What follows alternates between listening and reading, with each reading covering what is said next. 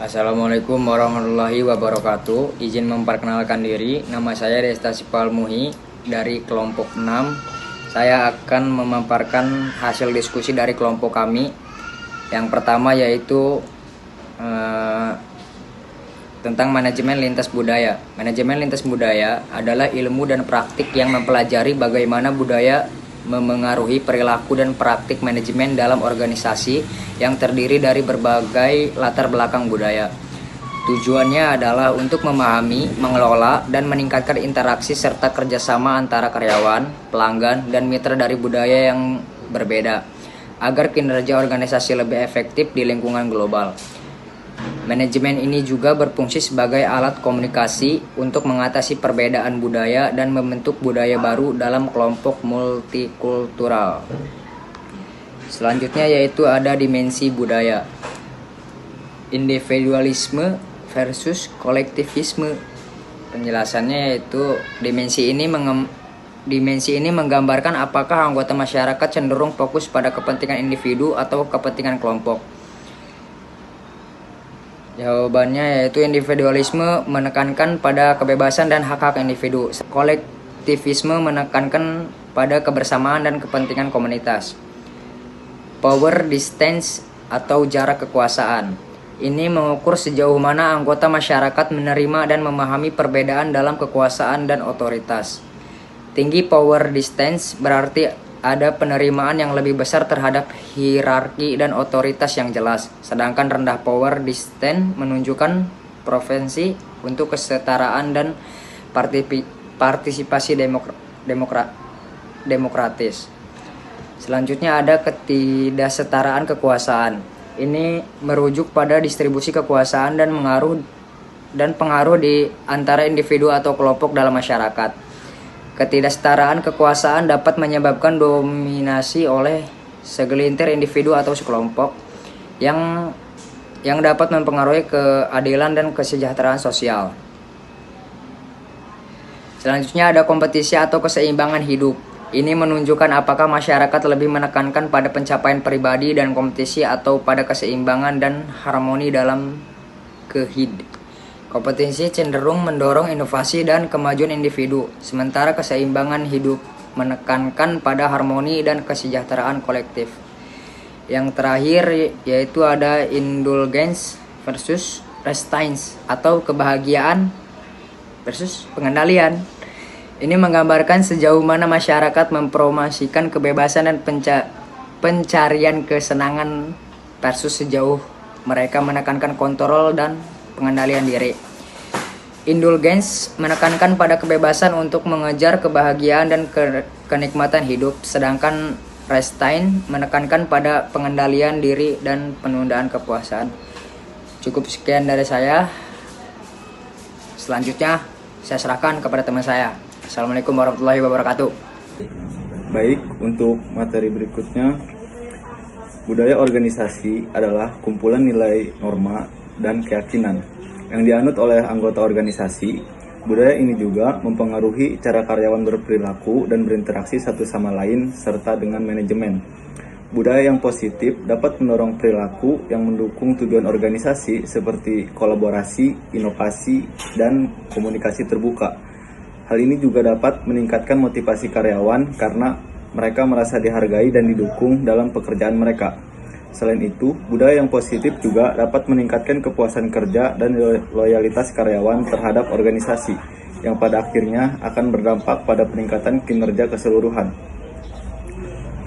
Penjelasan di atas berfungsi juga untuk meningkatkan motivasi, kepuasan kerja, loyalitas, serta kinerja karyawan. Cukup sekian, berikutnya dikembalikan kepada teman saya. Baik, saya lanjutkan. Materi selanjutnya yaitu perbandingan budaya dan implikasinya dalam bisnis internasional. Dalam bisnis internasional, perbedaan budaya memiliki dampak besar terhadap cara perusahaan beroperasi, bernegosiasi, dan membangun hubungan. Selanjutnya yaitu implikasi dalam bisnis internasional. Yang pertama yaitu negosiasi. Negara dengan budaya individualistik seperti Amerika Serikat lebih menekankan hasil dan efisiensi, sementara negara kolektivistik seperti Jepang dan Cina lebih mengutamakan hubungan jangka panjang. Yang selanjutnya itu struktur organisasi. Negara dalam jarak kekuasaan tinggi seperti Cina dan negara-negara Arab memiliki struktur organisasi yang hierarkis, sementara Amerika Serikat dan Jerman lebih fleksibel. Yang selanjutnya yaitu pengambilan keputusan. Nah, di negara kolektivistik, keputusan seringkali dibuat secara kelompok, sedangkan di negara individualistik, keputusan lebih bersifat personal dan berbasis kinerja individu. Nah, untuk selanjutnya yaitu menyesuaikan pola pikir dalam pertemuan lintas budaya. Nah, ketika menghadapi pertemuan lintas budaya, penting untuk menyesuaikan pola pikir agar komunikasi berjalan efektif. Nah, berikut beberapa strategi. Yang pertama yaitu memahami perbedaan budaya. Nah, tentunya kita harus mempelajari nilai-nilai budaya negara mitra bisnis sebelum pertemuan. Terus gunakan pendekatan yang sesuai, misalnya komunikasi langsung di Amerika Serikat atau pendekatan lebih diplomatis di Jepang. Selanjutnya itu menyesuaikan gaya komunikasi jika berinteraksi dengan budaya yang lebih tidak langsung seperti Jepang, Cina, negara Arab, hingga konfrontasi langsung. Jika berinteraksi dengan budaya yang lebih langsung seperti Amerika Serikat dan Jerman, bersiaplah untuk berkomunikasi yang lugas dan berbasis fakta. Yang terakhir yaitu menghormati hierarki dan status kepemimpinan. Dalam budaya dengan jarak kekuasaan tinggi, hormati otoritas dan gunakan bahasa yang lebih formal. Dalam budaya dengan jarak kekuasaan rendah, gunakan pendekatan yang lebih egaliter dan terbuka. Untuk selanjutnya itu organisasi dengan akar kulturasi. Organisasi dengan akar kulturasi adalah organisasi yang memiliki budaya yang kuat dan khas tetapi tetap mampu beradaptasi dengan budaya lain. Beberapa karakteristik utama organisasi dengan akar kulturasi yang sukses dalam bisnis internasional.